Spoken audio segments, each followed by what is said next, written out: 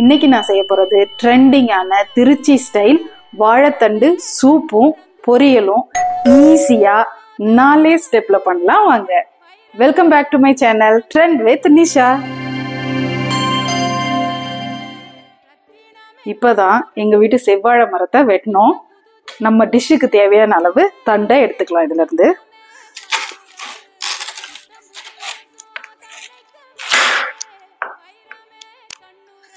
இது மேல இருக்கிற தோல் எல்லாம் எடுத்துட்டு நம்ம பொடியா கட் பண்ணிக்கலாம்.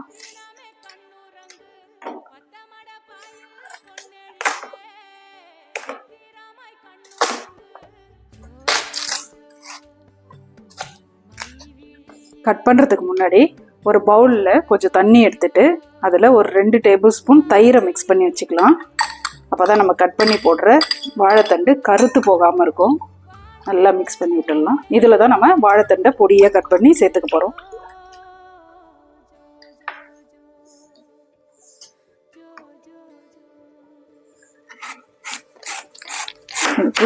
சர்க்கிள் சர்க்கிளா மெலிசா கட் பண்ணிக்கலாம். நான் எல்லாம் தண்டு தான் எடுத்திருக்கேன், அதனால நார் எதுவுமே வரல பாருங்க. இதுவே நீங்க அடித்தண்டு எடுத்திருந்தீங்கன்னா நிறைய நார் வரும். சூப்புக்கு பொரியலுக்குலாம் கொஞ்சம் இளந்தண்டா எடுத்து செஞ்சோம்னா நல்லா இருக்கும். இப்படி ஒரு 4 பீஸா கட் பண்ணிட்டு இதை பொடியா கட் பண்ணிக்கலாம். எந்த அளவுக்கு பொடியா கட் பண்றீங்களோ அந்த அளவுக்கு நைஸா பண்ணிக்கோங்க.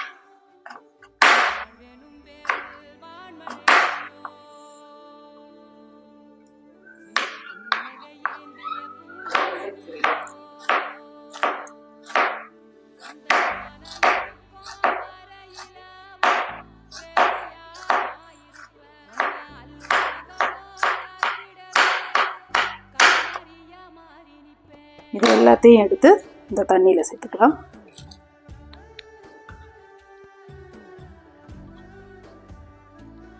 இதே மாதிரி நம்ம எல்லா தண்டையும் கட் பண்ணி எடுத்துக்கலாம்.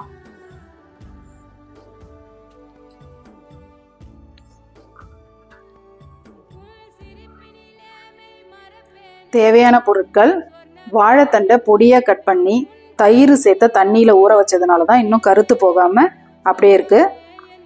இது 2 ரெசிபிக்கும் தேவையான அளவு வாழைத்தண்டை கட் பண்ணி வச்சிருக்கேன். துவரம்பருப்பு ஒரு பெரிய டேபிள் ஸ்பூன்ல எடுத்து ஊற வச்சு வச்சிருக்கேன். சின்ன வெங்காயம், இஞ்சி, பூண்டு, கார்ன்ஃப்ளவர், மிளகுத்தூள், ஜீரகம், பயத்தம்பருப்பு ஒரு 2 டேபிள் ஸ்பூனை தண்ணியில ஊற வச்சு வச்சிருக்கேன். தேங்காய் எண்ணெய், தேங்காய், கருவேப்பிலை, மஞ்சள் தூள், கொத்தமல்லி, 2 வரமிளகாய், கடுகு உளுத்தம்பருப்பு, தண்ணி, தேவையான அளவு உப்பு.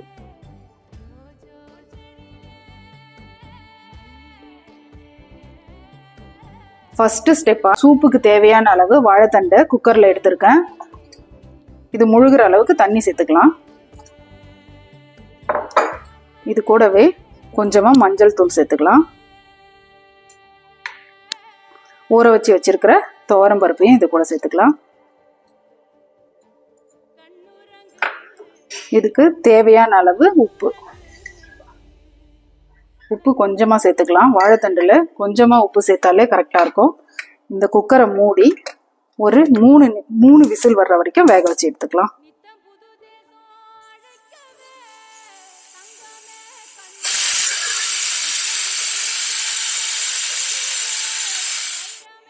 வாங்க குக்கரை ஓபன் பண்ணலாம்.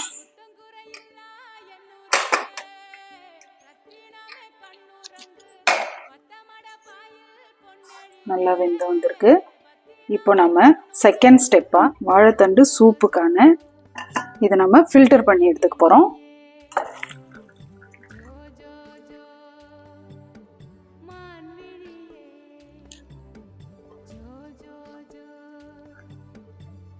இந்த வாழைத்தண்டு கொஞ்சம் ஆறட்டும்.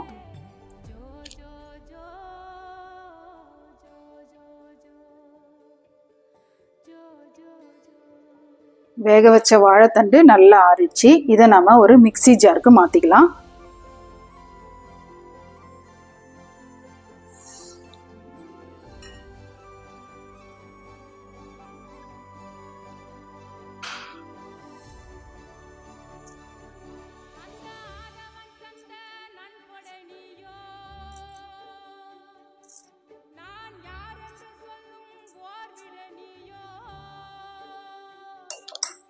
இதில் கொஞ்சமாக தண்ணி சேர்த்து அரைச்சி எடுத்துக்கலாம்.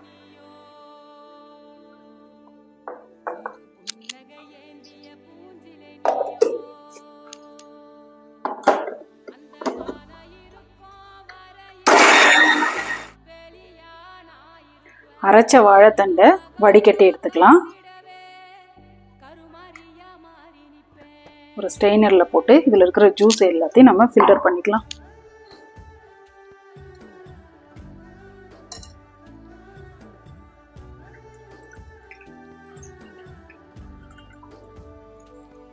ஃபில்டர் பண்ணதுக்கப்புறமா இந்த மாதிரி சக்கையாக வரும். நம்ம வடிகட்டின இந்த தண்ணியை வச்சு தான் சூப் ரெடி பண்ண போகிறோம். வாழைத்தண்டு சூப்புக்கான தேர்ட் ஸ்டெப், ஒரு கடாயில் 1 டேபிள் ஸ்பூன் எண்ணெய் ஊற்றிருக்கேன். எண்ணெய் நல்லா சூடானதும் பொடியாக கட் பண்ணி வச்சுருக்கிற இஞ்சி, பூண்டு, வெங்காயத்தை சேர்த்து கண்ணாடி பதம் ஆகிற அதுக்கு வதக்கிக்கலாம்.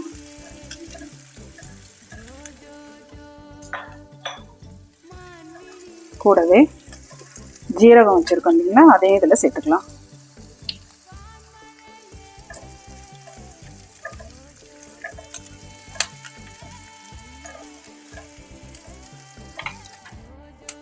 வெங்காயம் நல்லா வதங்கிடுச்சு. இப்போது இதில் கொஞ்சம் கருவேப்பிலையை சேர்த்துக்கலாம்.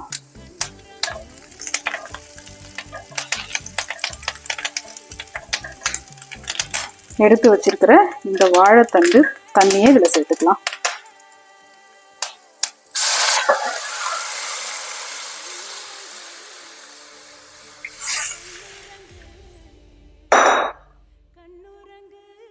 இது கூட 1 டேபிள் ஸ்பூன் மிளகுத்தூள் சேர்த்துக்கலாம். இந்த சூப்புக்கு தேவையான அளவு உப்பு சேர்த்துக்கலாம்.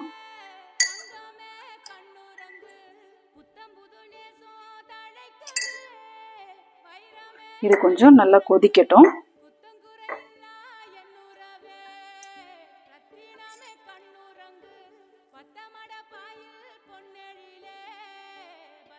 வாழைத்தண்டு சூப்போடைய ஃபைனல் ஸ்டெப்பாக இந்த சூப் நல்லா கொதிக்கும் போது 1 ஸ்பூன் கார்ன்ஃப்ளவர் எடுத்து வச்சுருக்கோம் இல்லையா, இதை தண்ணியில் மிக்ஸ் பண்ணிக்கலாம்.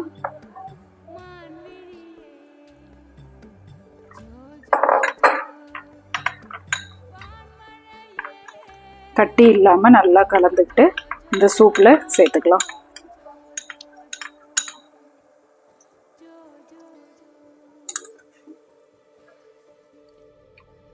இப்போது சூப் கன்சிஸ்டன்சி வந்துடுச்சு. இது ஒரு 1 நிமிஷம் கொதிக்கட்டும்.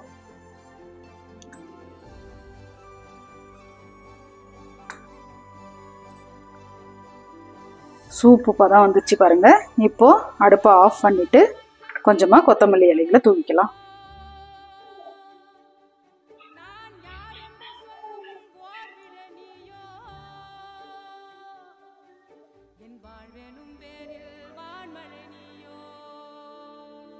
வாழைத்தண்டு பொரியலுக்கான ஃபர்ஸ்ட் ஸ்டெப்பு இந்த மாதிரி பொடியாக கட் பண்ணி தண்ணியில் போட்டு மோர் ஊற்றி வச்சுருக்கிறது. இதை நம்ம இப்போது சுத்தமாக தண்ணி இல்லாமல் வடிகட்டி எடுத்துக்கணும். வாழைத்தண்டு பொரியலுக்கான செகண்ட் ஸ்டெப்பு இந்த மாதிரி தண்ணி இல்லாமல் வடிகட்டி எடுத்துக்கணும். இது கூட ஊற வச்சு வச்சுருக்கோம் இல்லைங்களா, இந்த பயத்தம்பருப்பை சேர்த்துக்கணும்.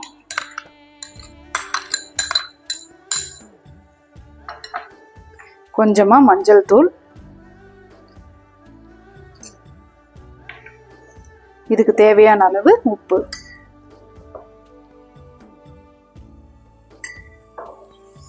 இதை நல்லா மிக்ஸ் பண்ணி வச்சுக்கலாம்.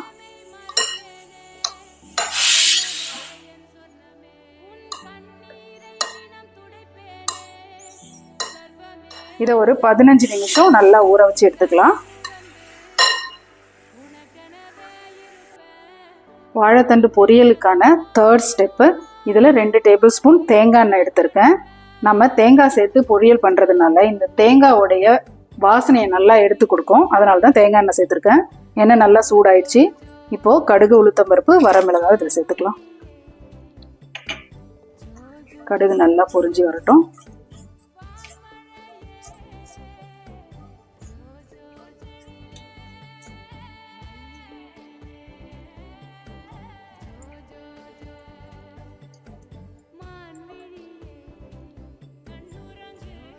கூடவே கொஞ்சம் கருவேப்பிலை சேர்த்துக்கலாம்.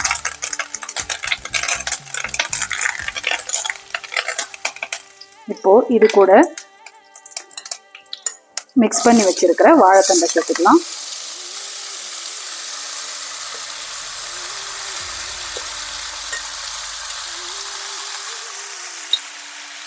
சேர்த்து இதை நல்லா மிக்ஸ் பண்ணி விடலாம். தண்ணிலாம் எதுவும் சேர்க்க வேண்டாம், இதிலே தண்ணி விட்டு வரும். இதை நல்லா மிக்ஸ் பண்ணிட்டு மூடி போட்டு கொஞ்சம் நேரம் வேக விடலாம். வாழைத்தண்டு சீக்கிரமாகவே வெந்துடும்.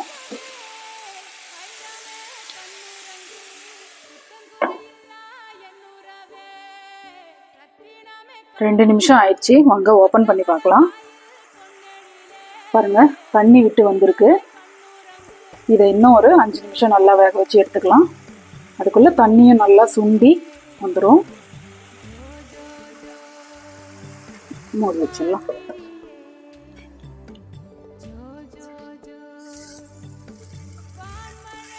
பாருங்க, வாழைத்தண்டு நல்லா சாஃப்டா வெந்து தண்ணி எல்லாம் வத்தி வந்திருக்கு.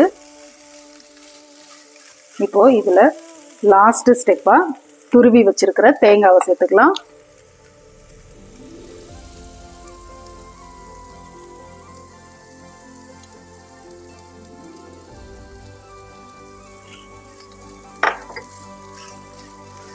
கூடவே கொஞ்சம் கொத்தமல்லி இலையும் சேர்த்துக்கு மிக்ஸ் பண்ணிக்கலாம்.